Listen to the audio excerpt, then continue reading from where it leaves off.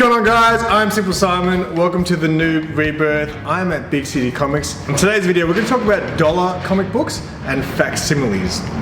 I've never really had interest in them because I'm a collector and I do want that first print. But a friend of mine recently told me that I should get them because it gives me a chance to read those stories. And I also heard from Mark once that it meant so much to him to be able to hold amazing fantasies in his hand because he thought it would be a book that he'd never read. Oh, by the way, say hi, Mark. Hi, Mark! What's going on? So I'm gonna go through a few of these books with Mark and we're gonna put his knowledge to the test to see if he knows the significance of these dollar comics and facsimiles. You ready to do this? Yep. Let's do this.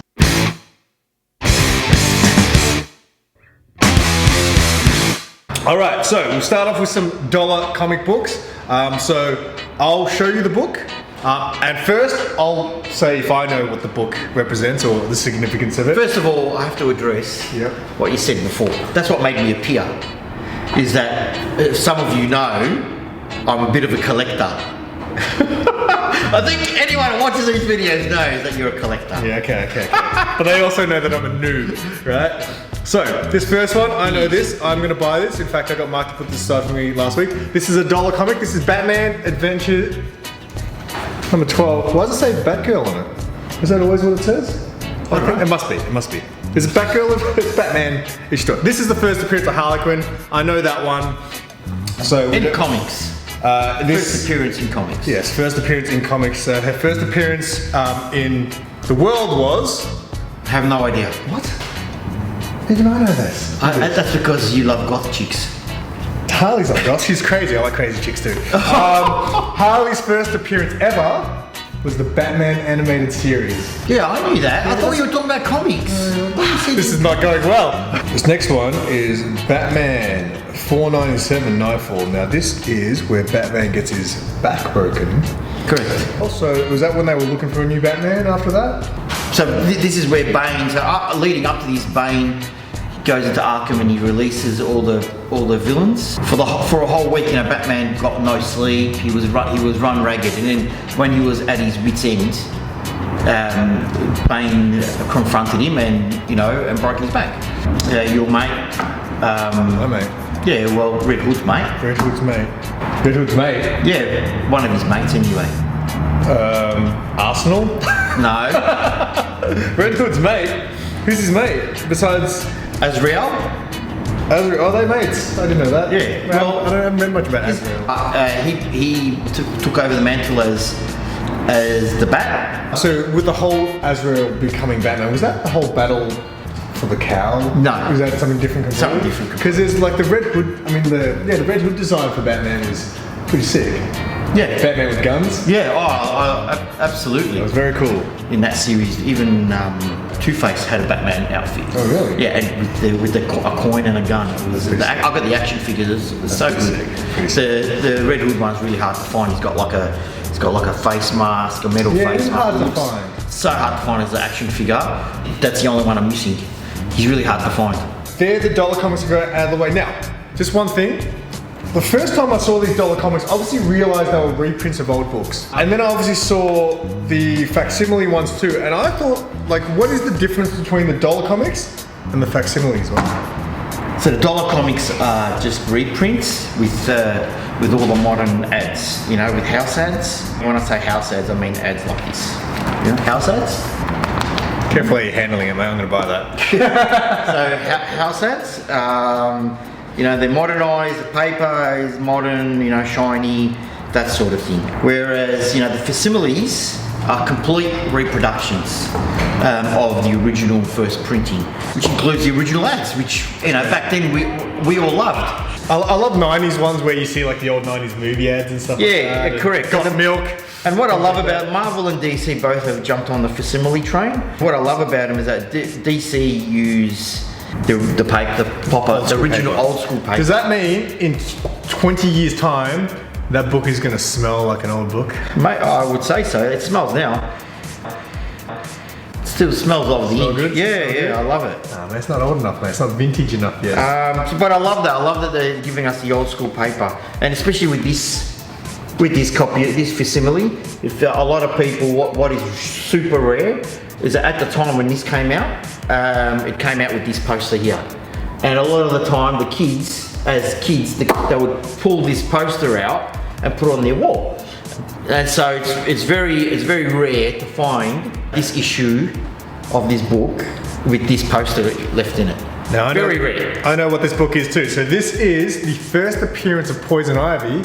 I know that because I looked it up on eBay once and I was like, oh, I'll never own that book.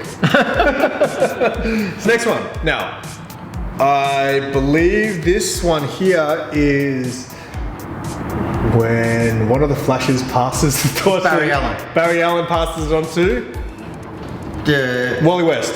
He dies. That's where Barry Allen sacrifices himself. Tell me about that. I know we've spoken about it before. This was obviously a big deal in its day, I'd imagine. Yeah, 100%. It was Barry Allen. It was the original Flash, dying, and that's not the original Flash. Oh, I'm sorry. Yeah, I'm sorry. Yeah, got him. But I can get you back. The original Flash on Earth 1. Okay. What's Earth 1? Barry Allen sacrifices himself to save the Earth, to save all the Earths. What a guy. In the crisis. Ooh. And it was a big thing. It was DC's first major event. First major event? First major event. This next one, I believe, is the first appearance of Swamp Thing. I know this because every YouTuber, comic book YouTuber, has this freaking book. And they've all got it slabbed and all that, so that's why I know this. I'm much more of a fan of Alan Moore's Swamp Thing than the character. Reading Alan Moore's Swamp Thing, it's basically a masterclass on reading and writing modern comics. That series has got everything. So this is the issue where Elektra gets killed by Bullseye. First time she gets killed, I suppose. First time she gets killed. No one dies. I know this is not a shock to everyone, but no one dies in comics. No one. Mate. Everyone comes back eventually. Yeah, but mate, who had a big long run of being dead? Jason Todd. Oh, you know who else had a big long run of being dead? Who? Barry Allen. So that was obviously dying there, and then when did he come back? Oh, 2000 and something. So when was this? In the 80s? Yeah. Oh, interesting. Yeah. Interesting. It is very interesting, yeah. So and Jeff Johnson was the one to bring him back.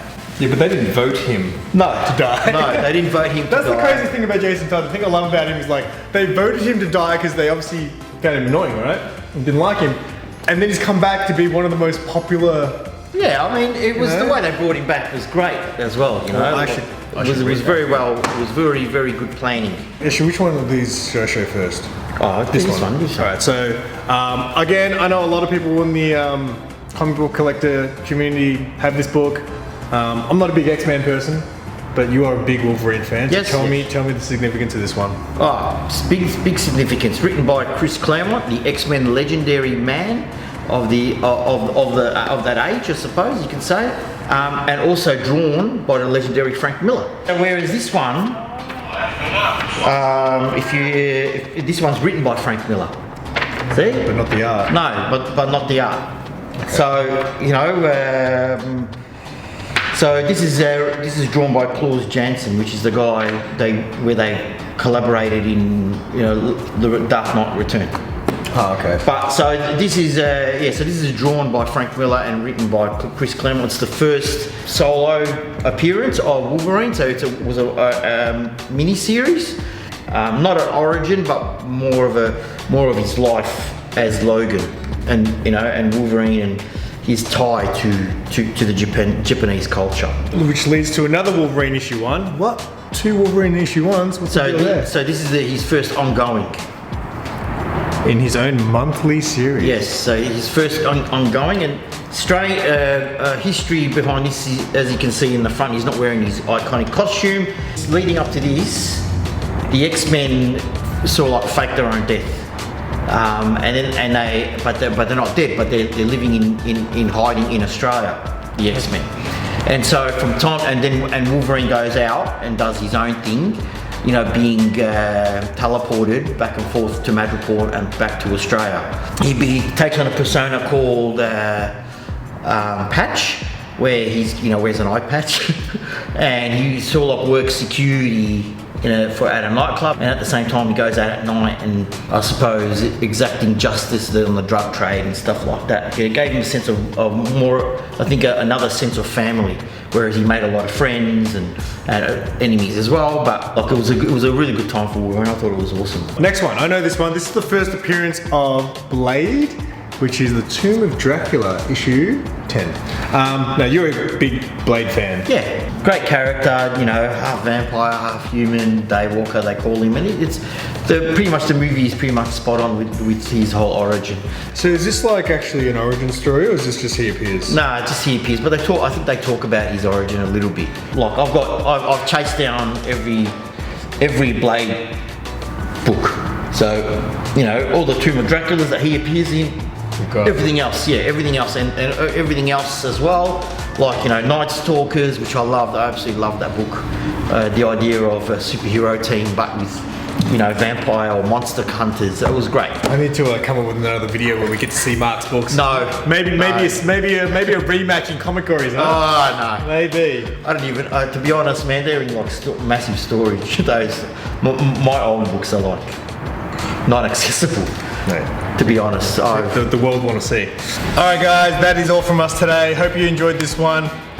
Bit of fun, wasn't it? Yeah, it was. Sharing some of your knowledge. Bit of a reminiscing of old comics. I love putting Mark on the spot. You know what I mean? I expect the guy to know everything, and then every now and then he gets stumped. I'm like, what do you mean you don't know, Mark? You're the comic shop guy. What are you talking about? You don't know.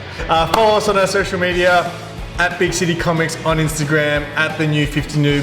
Please leave a comment and let me know more information about these books, because I learned from what you got. You know what I love, man? I love that. What's he doing?